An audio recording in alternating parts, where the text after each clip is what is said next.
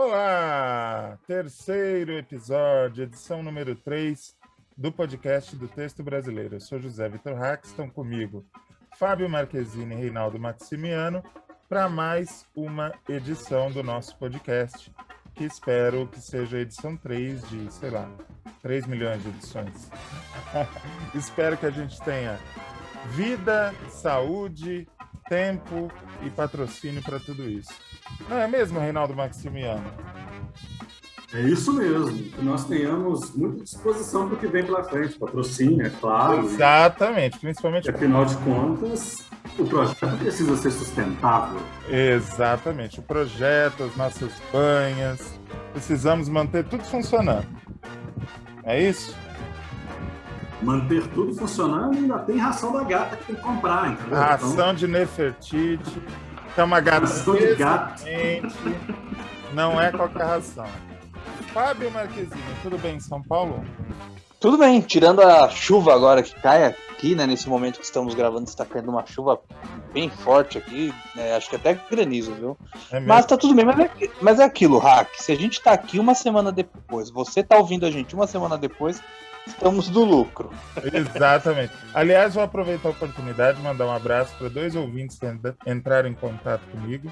O Renato, de Londrina, que por acaso é meu sobrinho, fez vários elogios ao podcast. Um abraço para você, Renato, que escuta geralmente na estrada. Um abraço para a Débora, de Brasília, que entrou em contato também, falando que estava legal e tal, estimulando a gente. Muito obrigado a todos que ouvem e recomendem aos seus familiares e digam que eu lanço aquelas maldições, né? Quem não ouvir já sabe, está condenado a sofrer sevícias terríveis, que eu sou incapaz, inclusive, de descrever aqui. Temos muitos temas. Como diz Reinaldo, né? Como diz o Reinaldo disse essa semana, por favor, continue aqui escutando a nossa promiscuidade sensata, nossa promiscuidade cultural, porque aqui é uma promiscuidade com responsabilidade, né? Então, exatamente. Por favor, continue ouvindo. Também me sinto agraciado com os elogios. Isso. Tem que ir com responsabilidade, mas é no desbunde, porque só o desbunde salva esse país. Só o desbunde salva esse país. Somos desbundados, mas usamos camisinha, tomamos vitamina, ômega 3, é isso aí. E torcemos pela vacina. Torcemos pela vacina e apoiamos quem a apoia. Vamos começar com o Reinaldo Maximiano, que vai trazer qual tema para nós agora, para a abertura do podcast? Bem, eu vou destacar as séries documentais que a Globoplay disponibiliza no seu serviço de streaming. Excelente tema, inclusive. Pois é, hoje nós estamos gravando no dia 14 de março. 14 de março, 3 anos sem Marielle Franco, né? Então, eu já começo, inclusive, destacando Marielle, o documentário, né? Foi lançado no ano passado, 2020, são 4 episódios, são 6 episódios, na verdade, cada um focando em algum aspecto do assassinato da vereadora, a emoção daquele funeral, daquela repercussão do caso Marielle, e depois as linhas de investigação, né? Que se desenvolvem a partir do assassinato e toda aquela movimentação, inclusive da reportagem. É uma coisa interessante, porque eles dispõem de um grande aparato documental, né? Porque você tem todos os telejornais da casa. Exatamente. O Globoplay tem essa vantagem de ter toda a estrutura do Grupo Globo para apoiar as produções, né? Exatamente. Então, isso permite que você consiga trabalhar melhor estratégias de linguagem, né? E isso é bem perceptível a partir da linha do episódio 3, chamado Linhas, né? Em que já começa todo aquele processo de correr atrás das imagens de rua, né? Das câmeras de segurança. E aí aponta para uma coisa que é muito legal, né? Que é a ubiquidade dessas câmeras, né? A ubiquidade é aquela qualidade de uma coisa poder estar em vários lugares, né? Da onipresença desses dispositivos nas grandes cidades, né? Então, basicamente, você acompanha 2 processos de investigação paralelo, da polícia e o processo de investigação das reportagens, né? que também correm ali, né, em paralelo para a investigação desse caso. Eu quis trazer isso, né, claro, por conta dos 3 anos desse crime, né, e também marcado pelo lançamento do dossiê Marielle, tem um site que chama casomarielle.org. Lá tem um dossiê inteiro sobre as questões, linha do tempo, 14 perguntas que ainda estão sem resposta. Então, assim, eu vou classificar como um inventário prodigioso de imagens, repercussão, depoimentos, mostra a vida dos familiares da Marielle, dos familiares do Anderson, né?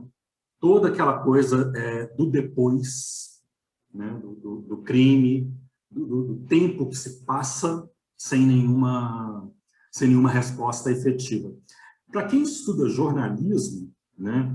E às vezes nos cursos de jornalismo a gente tem uma crítica muito virulenta com tudo que vem da TV Globo, né?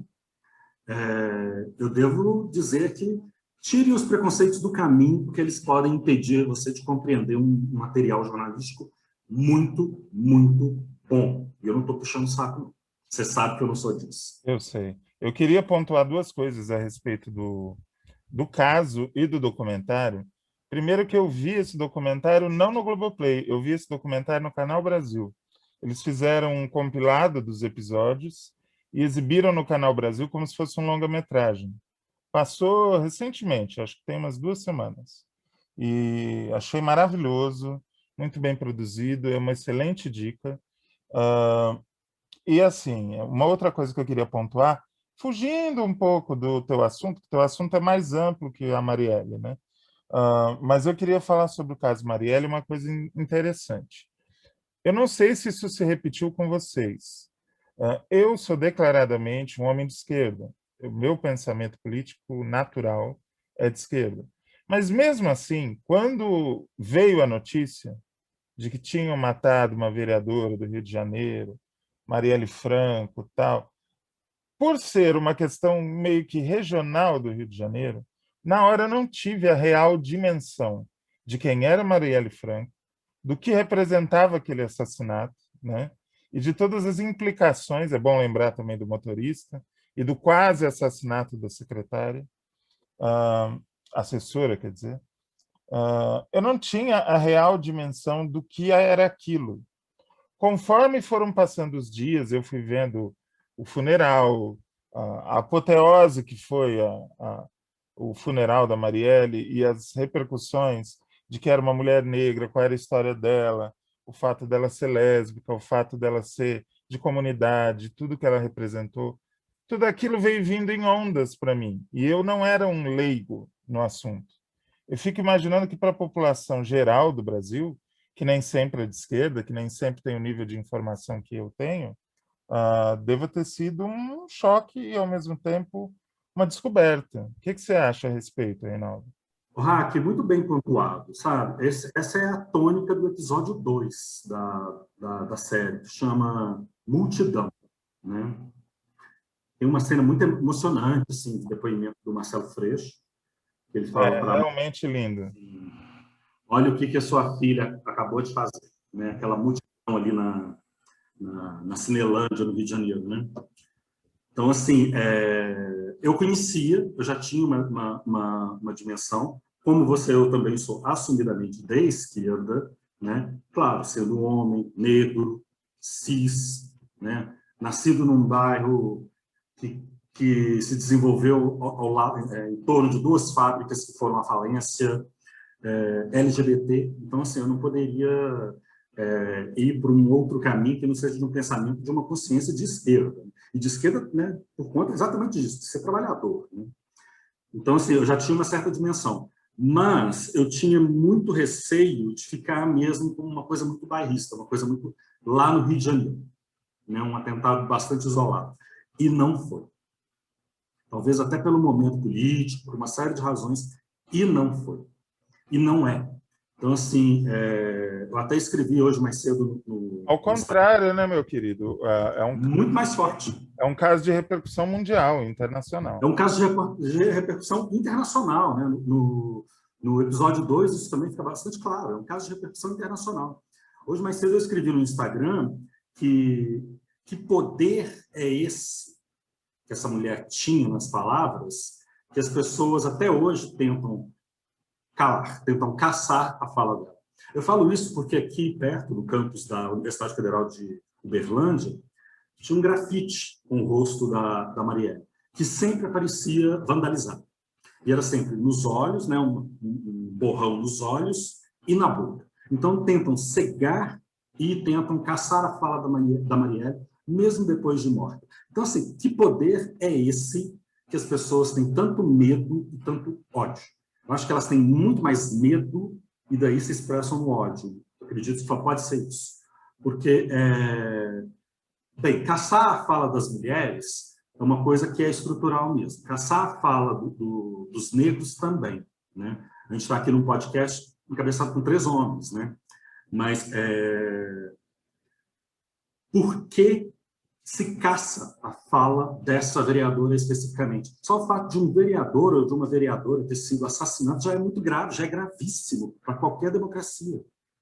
Então, assim, já era para ter tido uma resposta 3 anos depois. Eu não tenho uma democracia séria. Não tenho certeza do que eu vou dizer, mas eu tenho a impressão que o Brasil é um dos países, se não é o país, que mais mata parlamentares no mundo.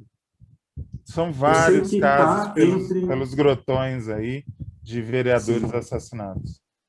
E desculpa entrar na conversa, mas isso que você falou, Raque, eu estava até pensando, ouvindo o Reinaldo e você falando, imagina quantas histórias de vereadores assassinados em cidades pequenas que seguiam talvez a mesma luta da Marielle ou outro tipo de luta, mas com viés não social. Só isso, que a Marielle, né? Porque morre gente de direita também, morre gente por qualquer motivo, por contrariar qualquer interesse, né?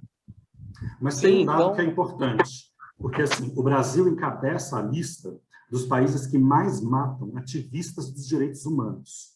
E essas pessoas, esses ativistas, eles não precisam estar no campo político. Eles podem estar nas comunidades de bairro, nas comunidades pastorais, nas pastorais indígenas, das pastorais da mulher. Então, assim, das pastorais de direitos humanos, enfim, é o país, um dos países que mais mata, se não for o que mais mata. Eu posso confirmar essa informação, e na postagem desse podcast eu digo se é ou não. Ou no próximo eu já trago isso consolidado, porque a gente não fez essa apuração prévia. Mas ele está entre, se não for o da América Latina, o que mais mata, está entre os maiores do mundo, ativistas dos direitos humanos. E quando a gente fala ativistas dos direitos humanos, a gente está muito além do espectro da esquerda e do espectro da direita. Os direitos humanos é aquilo que nos iguala. Então, assim, é simbólico que uma pessoa que defenda direitos humanos seja assassinada da maneira como ela foi assassinada. Principalmente pelo fato de ser uma mulher, de ser negra, de ser de comunidade e ser LGBT. Então, assim, não é nada... A maneira como ela morreu não é nada muito fora da curva. Esse país mata mulheres desta forma mesmo, saca? Esse país mata LGBTs desta forma mesmo.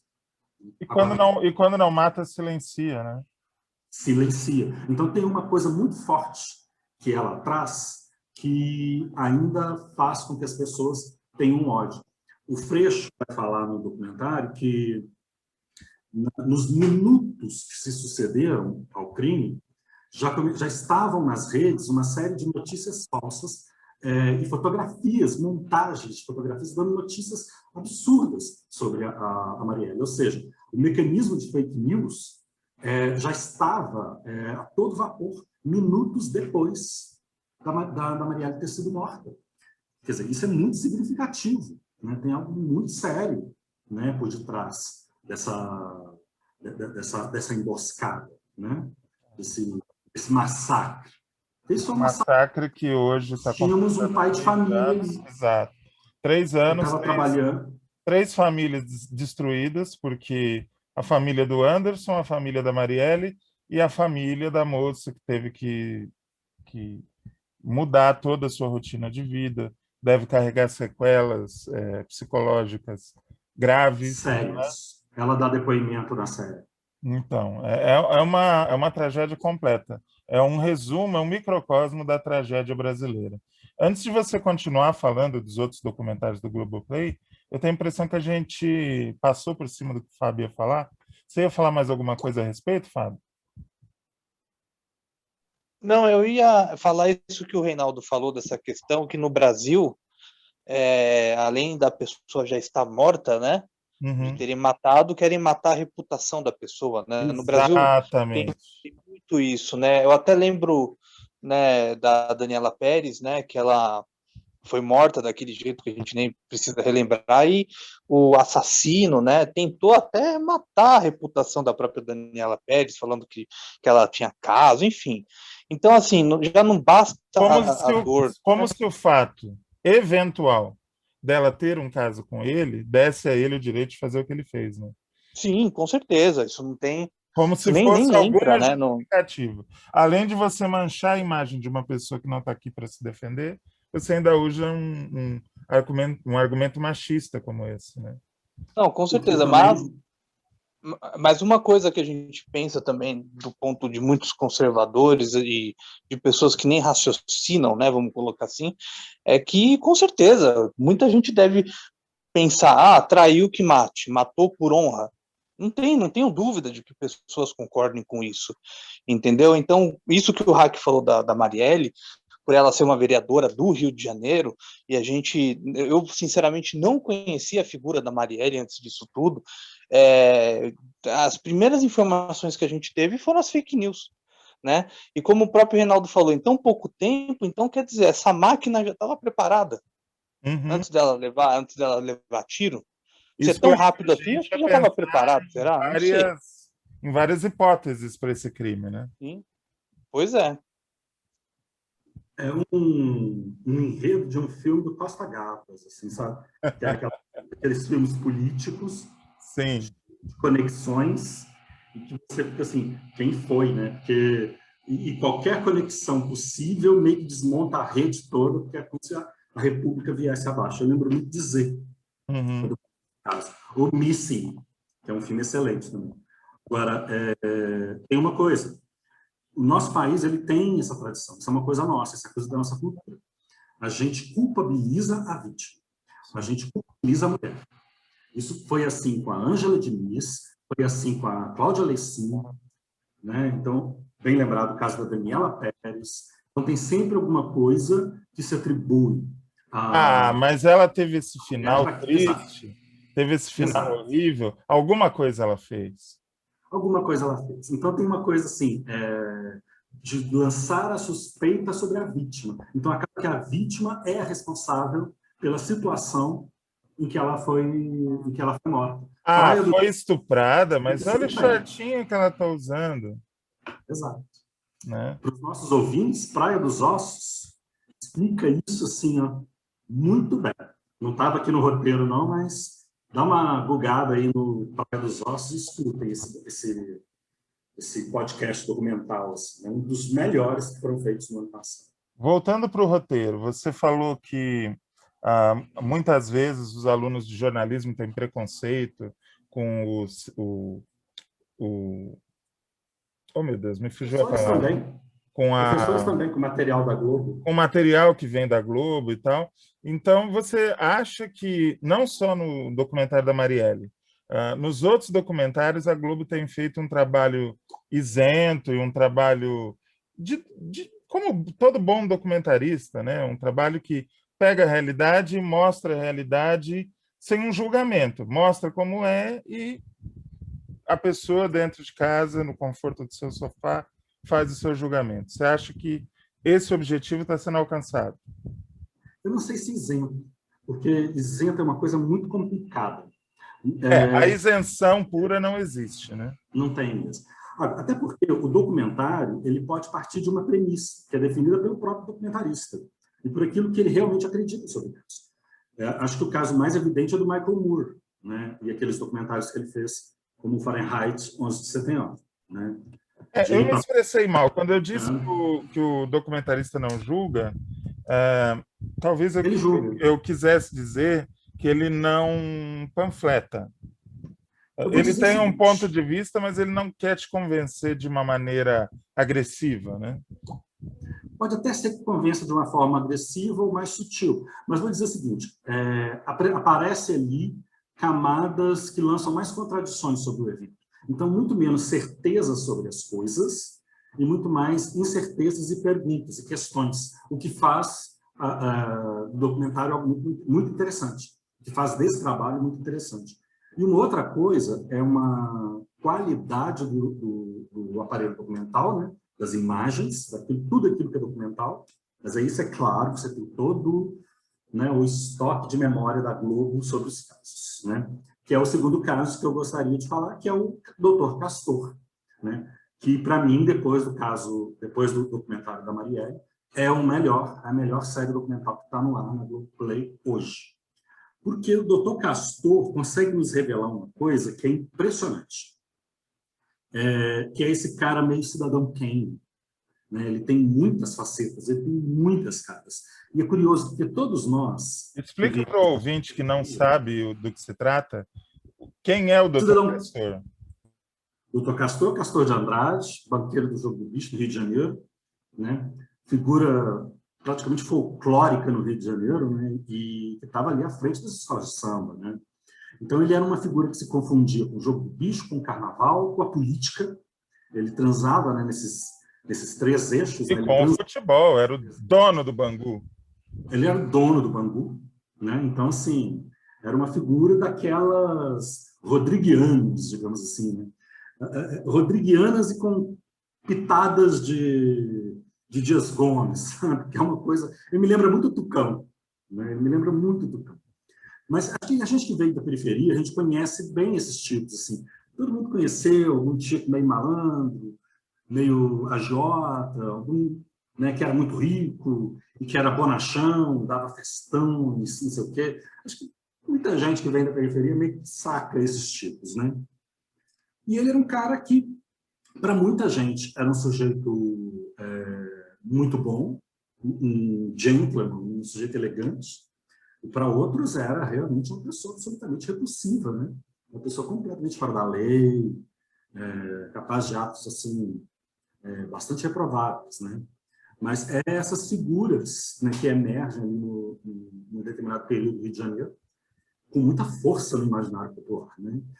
Castor de Andrade não vai ser esquecido nunca, né? Então, assim, isso também aparece no documentário da Marielle, assim, que a gente conhece dessas personagens outras camadas que o noticiário jornalístico não nos oferece. Porque, por exemplo, no caso da Marielle, o documentário começa trazendo imagens do aniversário de 15 anos dela. E a moça do corpo de cerimonial falando assim, conheça a Marielle. Aí entra a Marielle com a roupinha de festa de 15 anos. O documentário sobre Castor de Andrade faz algo semelhante. A gente conhece outras camadas desse sujeito, né? É meio que o cidadão Kane mesmo, né? Aquele cara que as pessoas falam dele, pintam uma determinada faceta dele, e talvez ele seja tudo isso e mais alguma coisa, né? Uma coisa meio Picasso, né? Todas as dimensões de uma imagem, todas de uma vez, né? Eu acho uma coisa interessantíssima dessa linguagem dos documentários do Globoplay é que eles não estão copiando os documentários da TV aberta, muito notadamente o Globo Repórter. Eles estão fazendo algo que o Globo Repórter fez no começo, quando foi lançado, lá nos anos 70, quando quem fazia era gente como Coutinho, como Goulart de Andrade, como o Guga de Oliveira, gente que saiu do cinema, gente que foi desbravar a Amazônia, desbravar Mato Grosso, as fronteiras agrícolas, mostrar o Brasil de um ângulo que o brasileiro não estava acostumado. É meio que uma volta às origens do jornalismo da Globo, né? O Hack é muito bem lembrado, assim, é exatamente isso. Porque, quando a gente lembra, por exemplo, do Globo Repórter sobre o caso Araceli, sobre o caso Ângela Diniz, sobre o caso Cláudia Lecim, a gente vê muito do que está presente nesses documentários da Globo. E ela está fazendo uma coisa muito diferente do que se faz na TV aberta, E a gente já falou de algumas séries documentais da Netflix, né? Mas é diferente também das séries documentais da Netflix. É bem diferente. Porque da Netflix parece que tem uma forma. É o cara que chefiou a investigação, como que a investigação foi feita e como prenderam o assassino.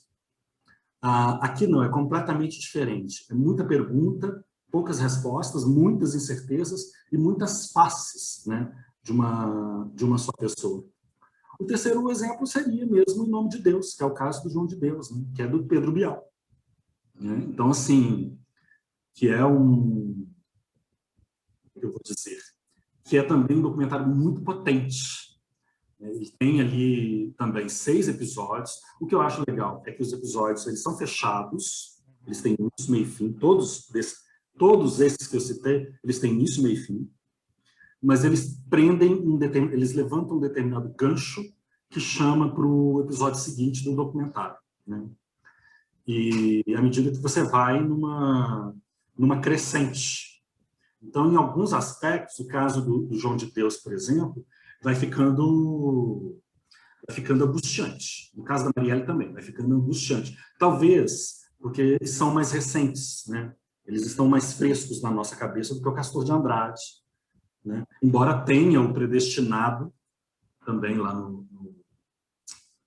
na Globoplay, que é sobre o Gabigol, né? Sim.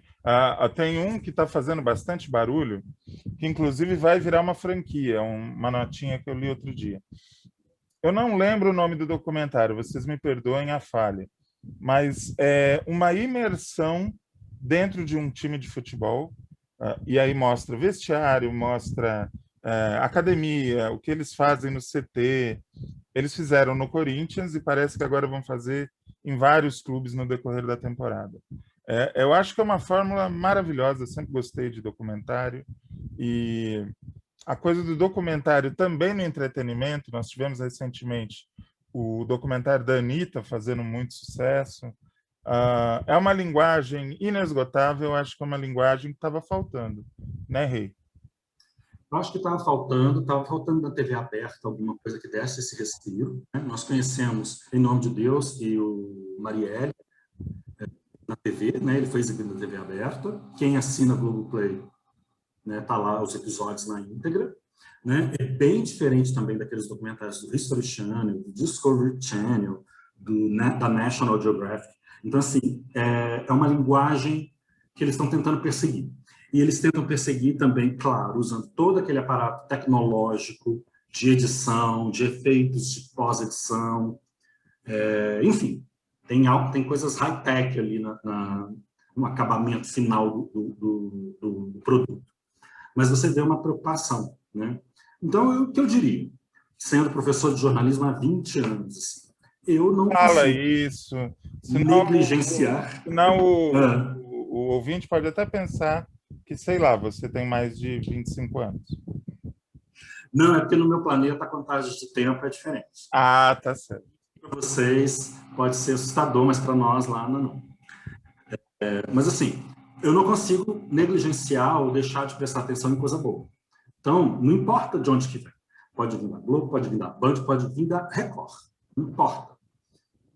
Em sendo bom, tendo qualidade, resgatando imagens boas, né, que são realmente necessárias, a gente rende tributo da melhor forma possível, daquilo que é justo. Daquilo que é justo. O que eu diria é, nós temos, nessas séries documentais, uma perspectiva jornalística, que ele é feito por jornalistas, diferente do noticiário. Então, talvez o noticiário nos dê uma camada das informações e ali a gente tem muitas outras camadas. Então, é curioso que você tenha aqui Castor de Andrade, a Marielle Franco e o João de Deus, né? Personalidades bastante distintas, com várias camadas. E cada uma com uma coisa super, como é que eu vou dizer, de forte inserção na nossa sociedade. O caso do João de Deus, por exemplo, nos faz repensar uma série de coisas, como esse aspecto meio messiânico que a gente tem, ter que seguir alguém, ter que render tributos a alguém, alguém que mira um jeito de viver, um sistema de crença que todo mundo vai aderir. né? Muita gente famosa foi ao templo do João de Deus. Né? Oprah Winfrey. Né? Ou até mesmo muita gente famosa endossou Flor de Lis, né? Que hoje está envolvida numa série de questões extremamente sérias, né? Problemáticas. Não tem uma série da Netflix com um elenco melhor do que o filme da Flor de Lis. Só tem estrela. Só tem estrela. Então, assim, a adesão que a gente tem, às vezes, um pouco refletida sobre essas figuras que a gente, de vez em quando, costuma render culto. Né? Então, assim, pisca o sinal de alerta. Exatamente. Reinaldo Maximiano, você é babado, hein? A gente faz o para casa direito, filho. Saudade missão cumprida. Marquezine, de São Paulo. Eu faço questão de falar que ele é de São Paulo, para vocês não pensarem que o sotaque dele é de qualquer outro lugar. Esse sotaque bem paulistano que eu gosto de ouvir. Fala para mim, qual o tema que você trouxe para nós hoje? Você lembrou lá do documentário do Corinthians, né? Isso não é um documentário, é um drama, né? É uma tristeza. Eu sou corintiano, tá? Então é um drama, ô time desgraçado, mas tudo bem. O do São Paulo não ia sair, por exemplo. Eu que sou São Paulino, não teria essa série no São Paulo. Porque ia ser tanto pi, que não ia ter narrativa. Não, o do São Paulo, o do Corinthians, acho que é um pouco filme de terror, né? Pela qualidade que eles apresentaram. O do São Paulo é novela mexicana. Exato. Porque os caras estavam com pontos, né, para vencer o campeonato com folga e terminaram, acho que foi em quarto ou terceiro, não me lembro qual foi a posição. Em quarto. Ai, do céu. Então é uma novela mexicana, um dramalhão, né? Porque, exatamente. Olha, a gente não está muito bem, não. Bom, eu estava... acho que o ouvinte já viu que eu fico vendo as coisas, lendo aqui na minha obscuridade mental, e aí eu trago os temas a partir disso, né? E eu estava vendo um vídeo que eu achei muito bem sacado, que é uma crítica aos preços que a gente está enfrentando no supermercado, né? Nem me fale. E é um vídeo bem humorado, como se fosse uma promoção de um supermercado, né? Uhum. Tudo caro, enfim. Tal. E aí eu me vi na cabeça, porque esse tipo de crítica que a gente vê na internet hoje em dia, tinha muito nos programas de humor da televisão, né? Bom, Cacete e Planeta, Vivo Gordo, TV Pirata, enfim, né? A gente não precisa nem ir tão longe como tá no ar e tudo mais. E hoje em dia, o único programa de humor, me desculpem se eu estiver falando bobagem, mas mesmo assim com reprise, se não me engano, da TV aberta, é A Praça é Nossa, né? Eu tenho a impressão que sim. Eu acho que acredito que seja... do ar. Isso, todos estão fora do ar. E depois do caso do Márcio Smelling, né, que aconteceu tudo aquilo com a Dani Calabresa, enfim, todos os programas, porque ele, né, estava ali como, digamos, diretor, né, de criação no núcleo, né, de humor, meio que acabou, né, foi dizimado, né. Uhum. E isso me faz pensar, porque quando a gente viu Tá no Ar, havia um respiro, uma mudança, coisa nova e tal. Eu acho que nesse momento que a gente precisava do humor na televisão aberta, né? Nem falo da internet, que tudo bem, claro, é essencial ter também isso na internet, mas na TV aberta a gente não tem.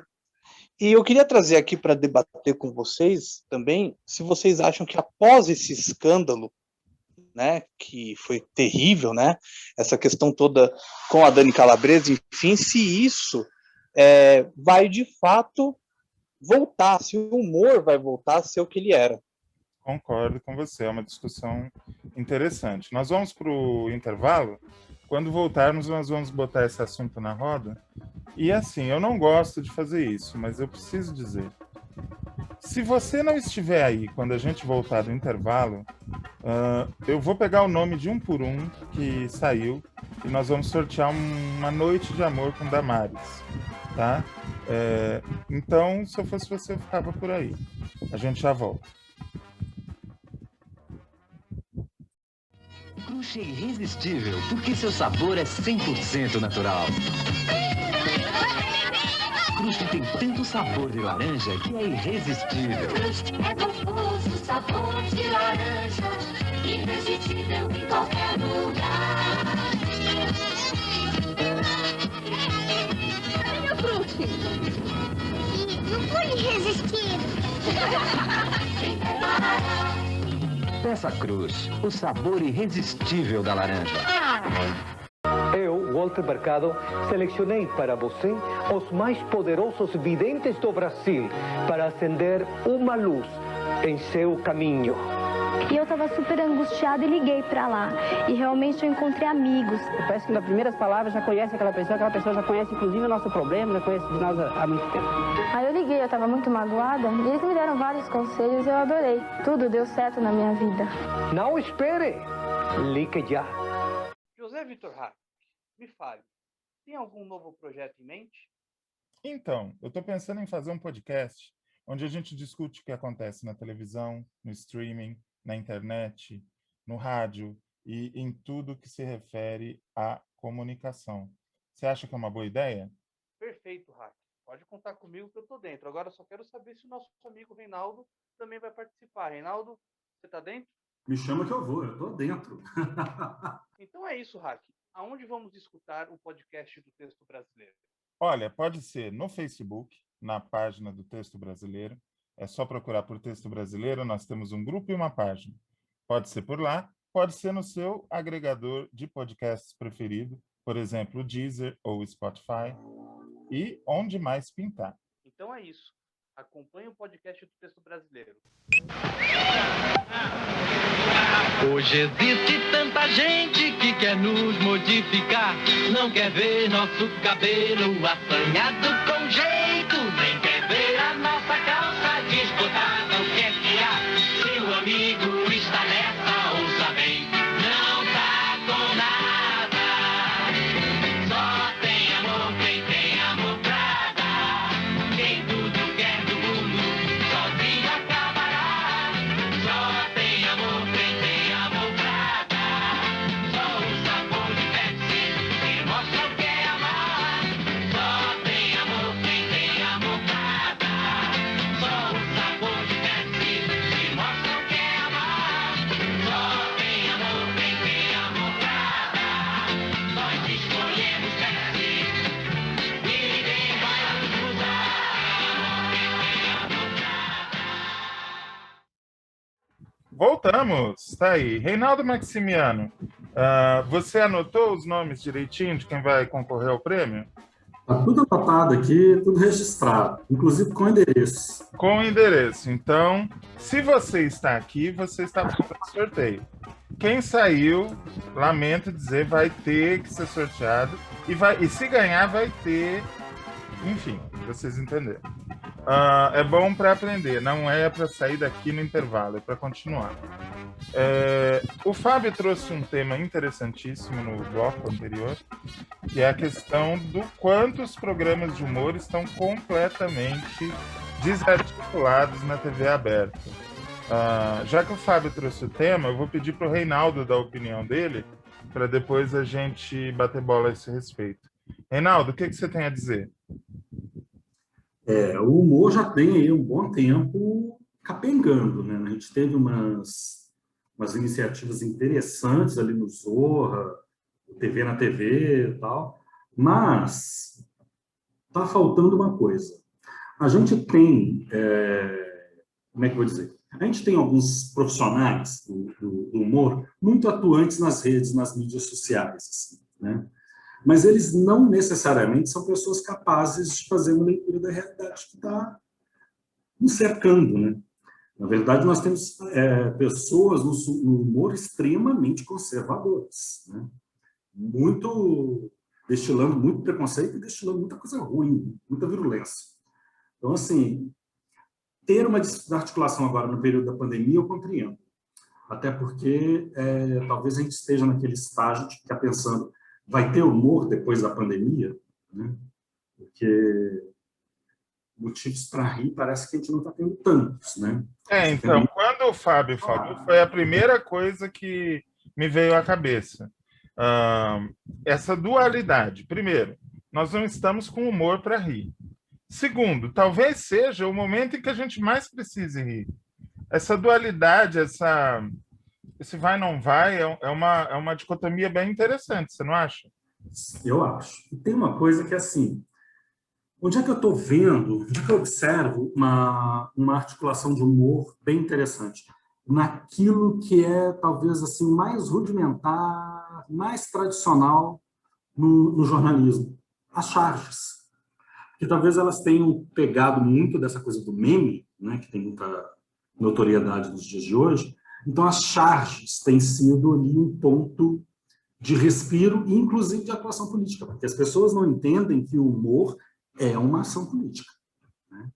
Ele tem uma ação política ali por detrás dele. Então, eu estou vendo isso muito nas charges e estou vendo em algumas iniciativas de histórias em quadrinhos, né? Principalmente no Instagram, né? Mas, claro, tem algumas pessoas. O Adnet tem feito umas coisas interessantes no Twitter, né? Eu vejo ele mais pelo Twitter. Mas acho que dos programas, talvez por conta de um formato que é muito tradicional, muito engessado, tem uma certa desarticulação, né? E vão ter que redescobrir um jeito de se fazer humor. A gente vai ter que redescobrir muita coisa, né? Porque, por exemplo, o Fábio fez questão de lembrar que só está no ar a Praça é Nossa, mesmo assim em reprises. É um tipo de humor que eu acho que já é consenso de que, ao mesmo tempo que ele ainda tem o seu lugar, é um lugar de extinção. Logo, logo não vai mais ter, porque o público deles literalmente está morrendo. Ao mesmo tempo, esse novo humor se mostrou hipócrita, erguendo bandeiras e defendendo causas, sendo que a gente sabe que o que acontecia lá dentro era uma coisa muito diferente, né? Essa terceira via que vai ter que aparecer, eu sinceramente não sei dizer o que é. O Fábio perguntou a nossa opinião, eu já vou adiantando. Eu acho que o humor está para ser recriado na televisão aberta. Não é mais o humor do Chico, não é mais o humor do Agildo, não é mais o humor do Jô, não é mais o humor da dinastia Nóbrega, mas eu não sei se é o humor da Tata Werneck, do Adnet, da Calabresa, não sei. Está surgindo aí um novo programa de humor na Globo. O roteiro, se não me engano, é do Antônio Prata, que está saindo das novelas e das séries para encarar esse desafio, e talvez seja uma boa. E tem um monte de gente que se consagrou na internet que eu acho que poderia fazer parte dessa revolução. O Rafinha Bastos, que teve uma passagem muito rápida pela Band, pela Rede TV, sei lá, é tanta gente que a gente acaba até esquecendo os nomes. Mesmo o pessoal da nova cena de stand-up, um Padilha, uma Mel Maher, não sei, alguma coisa tem que ser tentada a partir daí. Mas se eu te disser que eu sei o que é, sinceramente não sei não, Fábio. Você tem alguma ideia? Eu acho que é o seguinte, Hack, uma coisa que você falou, e eu acho que pode até ter uma sobrevida, talvez, que esse humor da Praça é Nossa, por mais que a gente olhe e pense que é arcaico, tem um público, né? Eu vou te interromper para corrigir uma injustiça. O pessoal do stand-up começou a aparecer na TV aberta na praça. Teve uma entre-safra na praça, em que a audiência caiu muito, e o Carlos Alberto começou a fazer algumas experiências. E levou para lá Fábio Rabin, levou para lá Nani People, levou para lá um monte de gente fazendo stand-up da maneira mais moderna possível para a época. Isso aconteceu há uns 8 anos atrás, mais ou menos.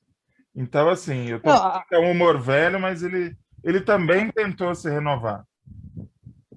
A praça tem o seu espaço na história da televisão, né?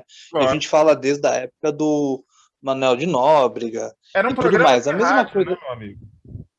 Sim, não. E com uma ideia muito simples, né? E com uma ideia assim tão simples assim, um banco, um cara sentado que vai ser o escada de inúmeros personagens, né? É muito simples, você não precisa de nada além de um banco e um cenáriozinho simples. Então, foi uma ideia assim genial, né? Eu acredito, eu vejo assim, né? o que o Porta dos Fundos fez, né, na internet, que foi revolucionário, né, essa questão dos vídeos, e que trouxe várias pessoas seguindo o caminho do Porta dos Fundos e tudo mais. Acho que houve a tentativa de se trazer essa linguagem para a televisão, né? Porque, assim, por mais que a gente veja lá, o Porta dos Fundos tem, sei lá, 5 milhões de seguidores. 5 milhões de seguidores para a audiência de TV aberta, para uma audiência da Globo, é pouca, se a gente parar para pensar. É muito grande para a internet, para aquilo ali, mas para quem vê a Globo, que um programa da Globo consiga 30 pontos de audiência, Porta dos Fundos não é traço perto disso. A Globo tem um alcance enorme, não tem como, isso é inegável, mas também não dá para negar a importância da internet para esse trabalho, como foi do Porta dos Fundos e de tantos outros que vieram na esteira. Mas eu penso que o resultado não foi aquilo que talvez a Globo ou os próprios artistas esperavam. Por mais que, por exemplo, o Zorra, aí sim a gente fala de humor muito ultrapassado, até era o Maurício Sherman que fazia, e o Maurício Sherman ele era de uma época que os programas, para quem não sabe ou não se lembra, ou não nasceu, os programas eles utilizavam muito os musicais, né?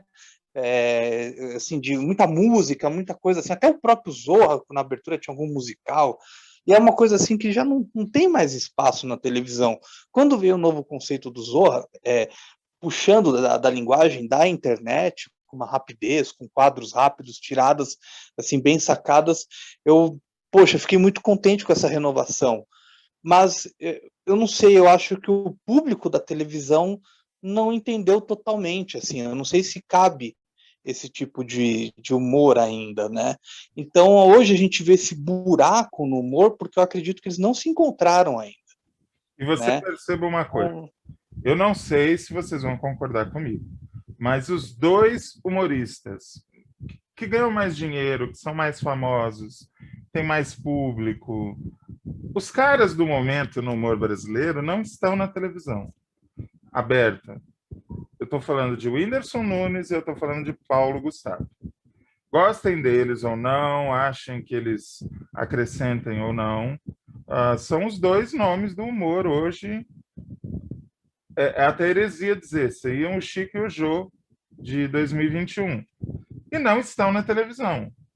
E provavelmente não pisarão na televisão aberta. Isso é uma coisa nova, não é? Nunca aconteceu isso. Dos dois maiores humoristas do país não estarem na televisão e não terem interesse. E até se tivessem interesse, ok, mas eles sabem que eles vão perder dinheiro na televisão. Isso é muito novo, né? E não vão ter liberdade, né? Vamos dizer assim, não vão ter... Porque, por exemplo, o Whindersson Nunes, ele tem a liberdade dele, né? Ele tem o controle do que ele faz no canal dele, assim como o próprio Paulo Gustavo consegue abertamente na TV a cabo, né? Eu acredito, e também no streaming, claro, ele consegue colocar o melhor. E outra, o Paulo Gustavo, ele foi além, foi para o cinema, né? Ele fez sucesso no cinema, ele conseguiu trazer o público para o cinema, né? E mesmo agora, em que a gente vê, como muitas pessoas falam, né, da Globo chanchada, né, desses filmes de humor que invadiram os cinemas brasileiros na década de 2000, 2010, né, nessas duas décadas que foram muito fortes, esse cinema nacional de humor, né, que não está se perdendo espaço também, né, não está tendo mais tanto filme como o que foi lançado. Então, eu sinto que há um encontro, precisa ter esse encontro. E foi muito triste o que aconteceu, primeiro, né, da gente ter visto que uma mulher sofreu na mão de um homem, né, e todo aquele humor, aquela renovação, acabou. Né? Não que não acabou, nunca mais vai ter, mas o caminho foi sepultado por hora, né? Eles tomaram um carimbo imenso na testa, né? Sim, sim. E aí toma-se esse carimbo profissionais que estavam ali e que são profissionais de caráter, pessoas que estão buscando fazer o seu trabalho sem prejudicar ninguém, né? E são ótimos atores de humor, são ótimas pessoas, como você falou propriamente do stand-up. Aliás, sempre lembrando, falando de stand-up, a gente tem que fazer sempre uma reverência ao José Vasconcelos, né? Que ele é um Grande mestre. Zé Assim, Vasconcelos. o que esse cara fez é incrível. Grande Zé Vasconcelos. Ele estava simplesmente 50 anos à frente, que ele já fazia tudo isso em 1960. Não, e a forma que ele conduzia, quem está aí pode procurar no YouTube, você vai chorar de rir. Porque ele fazia de um jeito único. Assim como propriamente o Chico tinha o estilo dele, o Jô tinha o estilo dele, outra pessoa também, que a gente às vezes lembra muito pelos tipos como Bronco ou Pacífico, o próprio Ronald Golias, com os programas que ele fazia, com o improviso que ele tinha, e sempre como escada, um ótimo escada, diga-se de passagem, que é o Carlos Alberto de Nóbrega. Então, assim, é um humor que se passou, de fato, Golias né? era o meu preferido, inclusive. Não, Golias era as tiradas dele, assim, era um negócio, ele era muito caco, ele era genial, né? Uma pena que não temos a família Trapo aí, só temos 2 episódios disponíveis, né? Uma pena que se perdeu tudo no fogo e no descuido que, enfim, as emissoras têm com a memória. Mas eu vejo que, infelizmente, por hora, concordo com o que foi falado, não dá para fazer humor agora, não tem como você ficar tirando sarro do que a gente está passando, mas o tom de uma crítica, principalmente pelo governo que a gente está enfrentando, o humor é essencial para esse ponto, entendeu? Do tipo, de uma forma caricata e bem sagaz de tecer críticas àquele governo. Goste ou não do Cacete Planeta, porra, quem não chorava de rico viajando Henrique Cardoso? Aquilo era sensacional. Teve um dia que eu chorava de rir, porque o Michael Jackson veio gravar um clipe no Brasil, em 96, e aí mostrou no Fantástico, que tinha um plantão do Caceta, mostrou o Michael Jackson gravando o clipe, a Glória Maria entrevistou, aí veio o plantão do Cacete Planeta. Aí mostra uma imagem do Fernando Henrique chegando de avião, ele descendo e falando: o popstar viajando Henrique Cardoso está de volta para o Brasil por alguns dias para lançar a sua nova música. Eu não ligo para vocês. Então, assim, isso é muito bom. E dá muita... Eu acho assim... eu acho que o humor ele é importante para jogar para a sociedade, como vários programas humorísticos históricos fizeram, de uma forma muito inteligente. Vejo o Vivo Gordo, né? Vejo o Gordo também na SBT, mas o Vivo Gordo... com muita inteligência, o próprio Chico também, enfim. Eu acho que isso falta para não falar desse momento da pandemia, claro, não tem graça, não tem o que falar, mas expor o que acontece no cotidiano desse governo, eu sinto falta, sinceramente, eu sinto muita falta. Eu também sinto. Eu tenho muitos problemas com o pessoal do Caceta, de posicionamento, de maneira de encarar a vida, mas é inegável que eles nos presentearam com coisas assim hilariantes, pérolas do nonsense, como a inesquecível sketch. Eles faziam as novelinhas, né, as paródias das novelas, a inesquecível sketch de Chocolate com Pimenta, que é tão idiota que a idiotice é tão grande que fica engraçado. Tenho várias histórias do Cacete Planeta que, conforme você foi falando, vieram à minha cabeça. Semana passada eu meio que abri mão do meu tema, porque o Fábio tinha trazido um tema muito parecido. Hoje não, hoje é um tema que ninguém falou e que, como diriam os antigos, está na crista da onda, que é a questão da crise do jornalismo impresso no Brasil e no mundo, né? Por exemplo, o Diário de Notícias de Lisboa está aqui noticiando que 60 jornais se encerraram nos Estados Unidos devido à crise econômica e à pandemia. A pandemia não só judiando do nosso humor, judiando, aliás, é uma palavra que eu não devo usar, perdão, machucando o jornalismo impresso no mundo inteiro. O jornal Mundo Português, tradicional de Lisboa, saiu das bancas após 50 anos. Aqui outra notícia do Diário de Notícias. O Diário do Nordeste, maior jornal do Ceará, saiu de circulação, recentemente. O Jornal do Brasil ficou um tempo sem circular, voltou a circular e logo saiu de novo. Agora está só no digital. O Correio da Bahia, por causa da pandemia, não está mais tendo versão impressa aos finais de semana. Talvez porque aos finais de semana o jornal seja mais grosso e tenha mais páginas e os custos sejam maiores. Eles estão imprimindo apenas durante a semana, não mais no fim de semana. Muitos jornais impressos no Brasil e no mundo deixando de circular, e fica a questão, como fazer para salvar essa mídia, se for o caso de salvá-la, né? Pode ser que não seja. O que vocês fariam para salvar o jornal impresso? Vou começar pelo Fábio Marquezine. Eu acho assim, eu sou leitor do jornal impresso, eu só não estou lendo o impresso agora por conta da pandemia, porque eu estou seguindo à risca a quarentena, nem banca de jornal. Eu vou uma vez por mês para pegar meu gibizinho lá do Pato Donald, né? Aí eu volto. Mas você tá falando sério ou você tá tirando uma com a nossa cara? Não, eu tô falando sério. Aos caros ouvintes, eu tenho um calmante no final do dia, antes de eu dormir, eu leio o gibi do Pato Donald, do Chico Bento, eu me desligo do mundo com esses gibizinhos. Veja só, querido ouvinte, a seleção de figuras pitorescas que nós temos nesse podcast. Realmente é uma coisa que nem Dias Gomes, já citado, seria capaz de reunir tanta gente excêntrica num lugar só. Continua, por favor. Mas é bom, recomendo, Sr. Hack. Tá muito legal os novos gibis do Pato Donald. Mas, enfim, eu acredito que, né, pelo fato dos valores altos e também do costume que muitos brasileiros não têm a leitura e também não têm o incentivo à leitura de um livro e etc., né? Fica muito complicado que o impresso continue, né? Eu vejo que eles tentam cada vez mais os jornais, eu sou leitor da Folha, eu vejo que a Folha tenta cada vez mais trazer o público digital, enfim. Só que para você comprar um jornal como a Folha ou como o Estado de São Paulo, é um valor muito alto, principalmente com a crise que a gente está passando.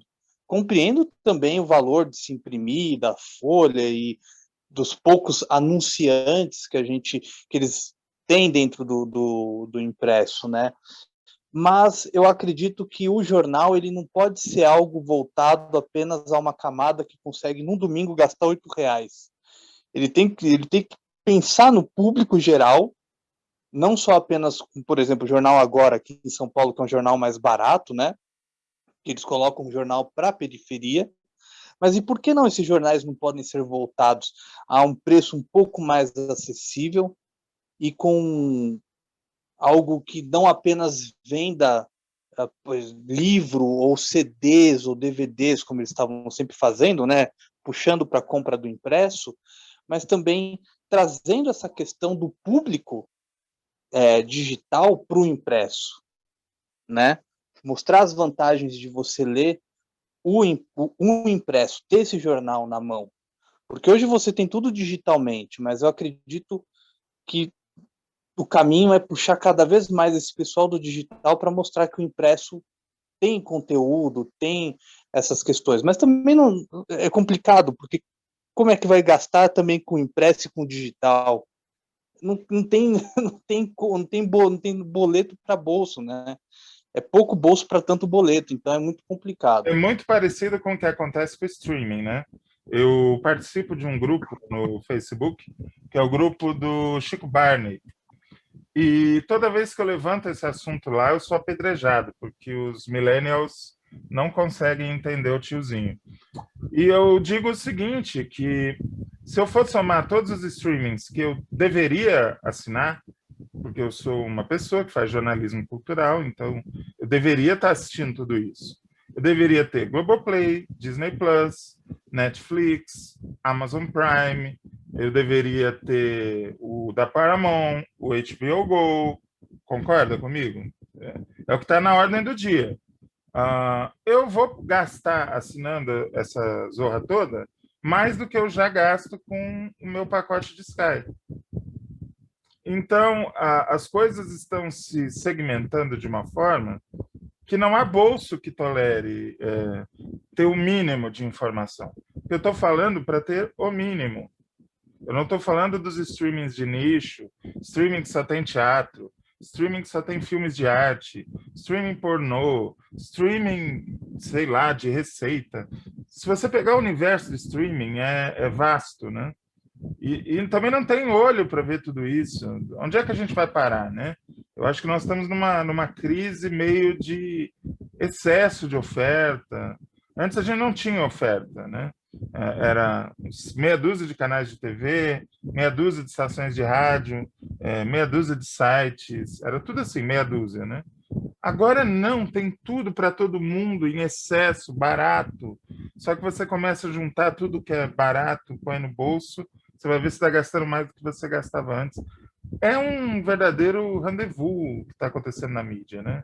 Uma grande bagunça. Eu estou um pouco assustado. Aí que eu percebo que eu estou envelhecendo, que eu não estou conseguindo acompanhar esse frenesi de informação, sabe?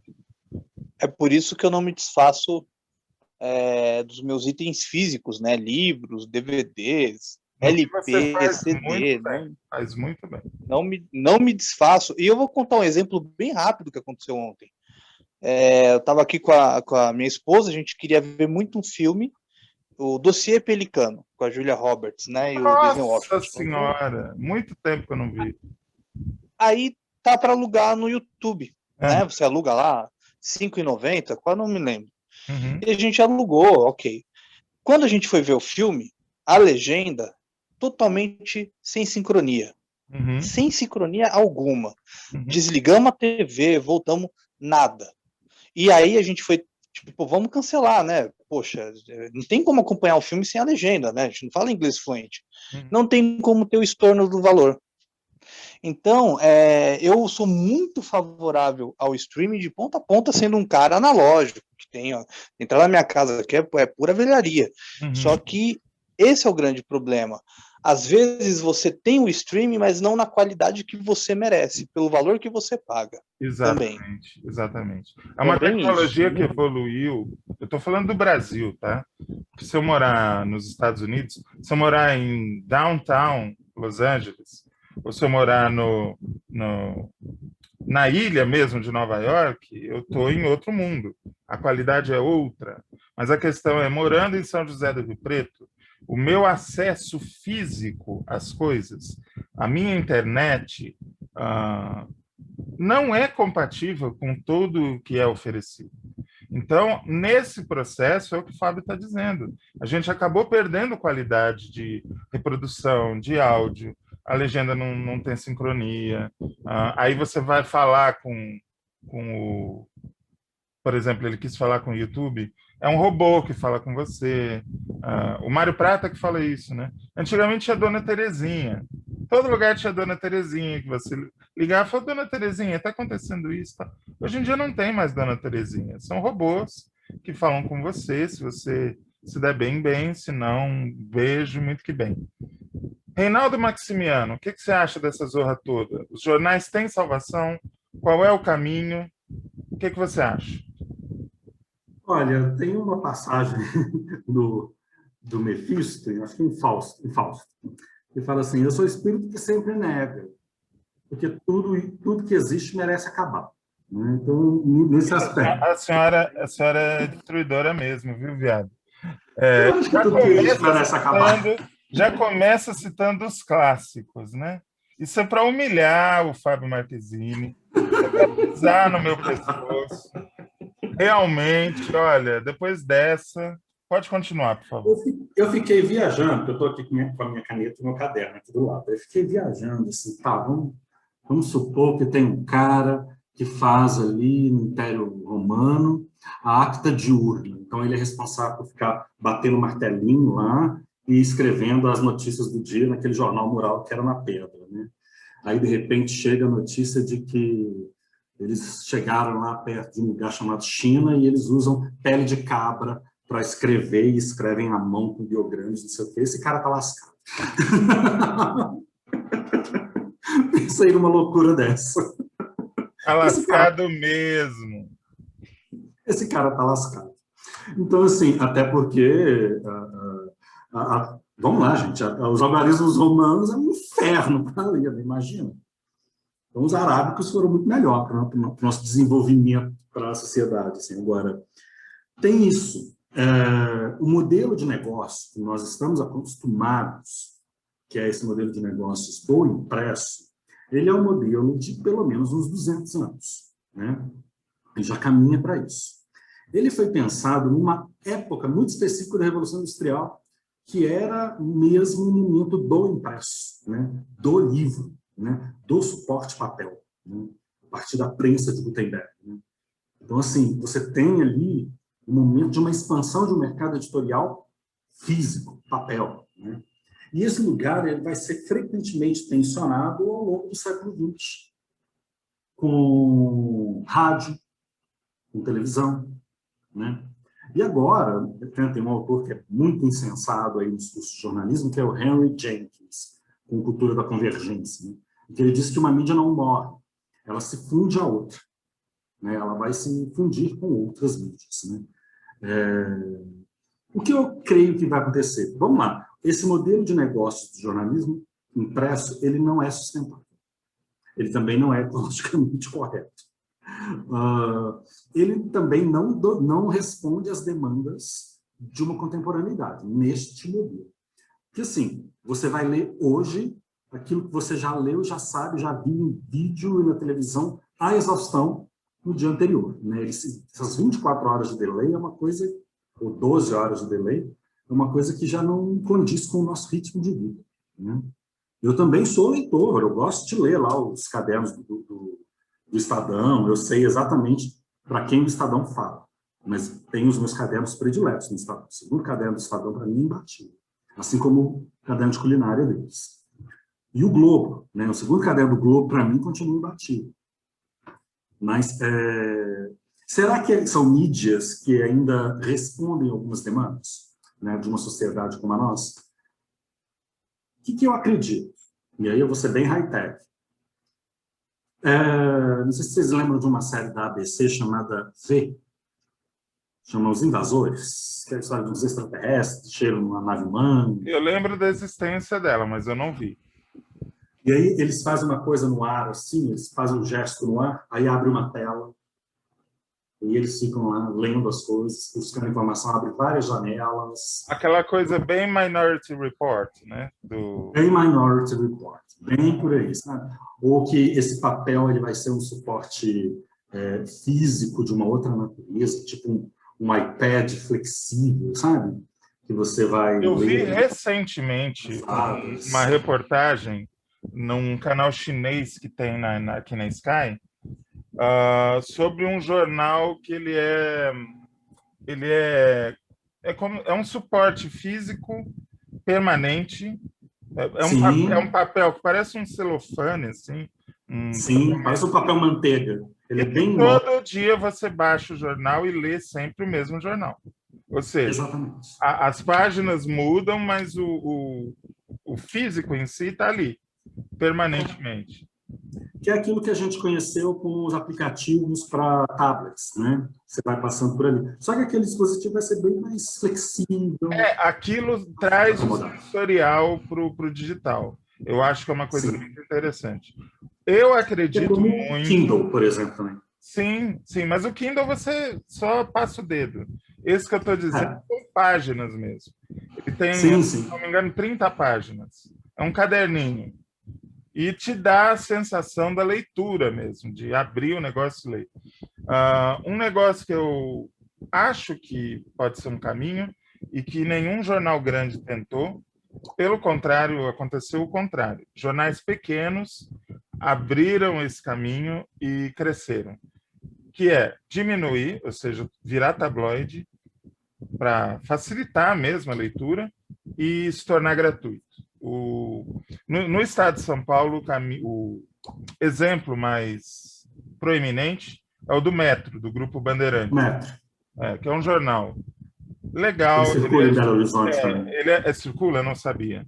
Ele é formatado para você ler na rua, ler no metrô, ler no ônibus, ler no caminho para o trabalho. E ele encontrou um nicho ali. Eu acho que todos os jornais deveriam ser assim, gratuitos ou então com uma assinatura menor e formatados para essa nova realidade, né? Sim, pode ser, porque aí que é o modelo de jornal de metrô, né? Que você lê ali no tempo de uma estação e outra, são notícias mais rápidas, né? Pílulas, né?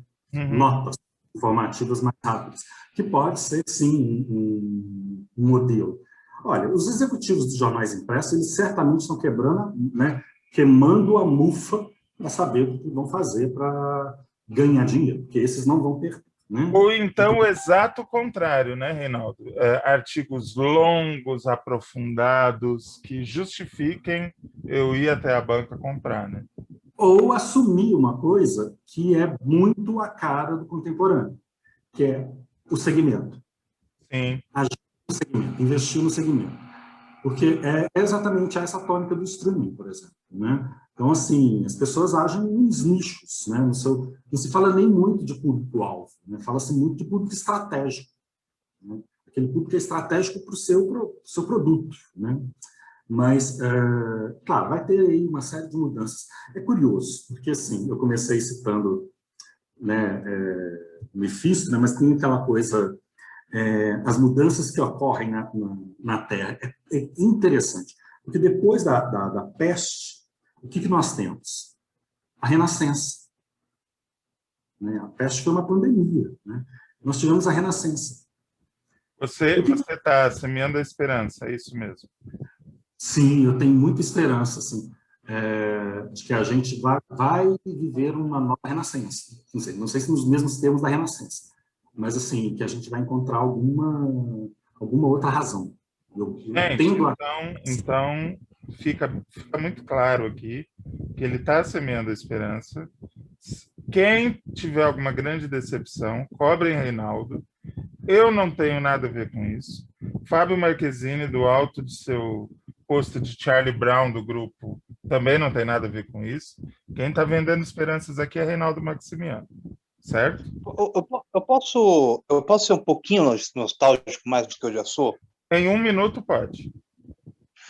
Falando do jornal, sabe o que me lembra? Me lembra muito a minha infância, quando meu pai trazia aquela Folha de São Paulo que era chamado de folhão no domingo, que pesava 10 quilos de tanto jornal que tinha, e a gente passava a manhã do domingo até bem do jornal. Eu acho que essa questão do jornal também é questão de puxar para outras pessoas, do costume, né? E que às vezes acaba se perdendo, né? Mas eu sou um cara amante do impresso e continuarei sendo até quando tiver. Eu também, eu gosto muito.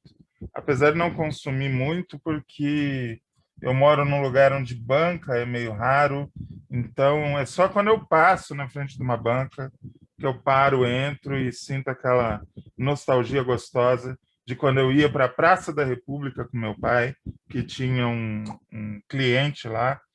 Para eu não encher o saco, ele me pagava um Big Bob, eu comia o Big Bob e depois ia gastar os, sei lá, R$20 que ele me dava em gibi, numa daquelas bancas imensas do centro de São Paulo, onde tinha jornais do mundo inteiro, impressos, New York Times, Le Figaro, tudo isso está no meu sangue desde criança. E com essa a gente se despede por hoje. Fábio Marquezine, foi um prazer, como sempre. Muito bom trabalhar com você. Reinaldo Maximiano, sempre brilhando, sempre jogando purpurina na nossa cara. E eu espero que você esteja aqui de novo semana que vem para mais um podcast conosco por muito e muito tempo. Estamos contando com você. Beijo, abraço, aperto de mão. Tchau, tchau.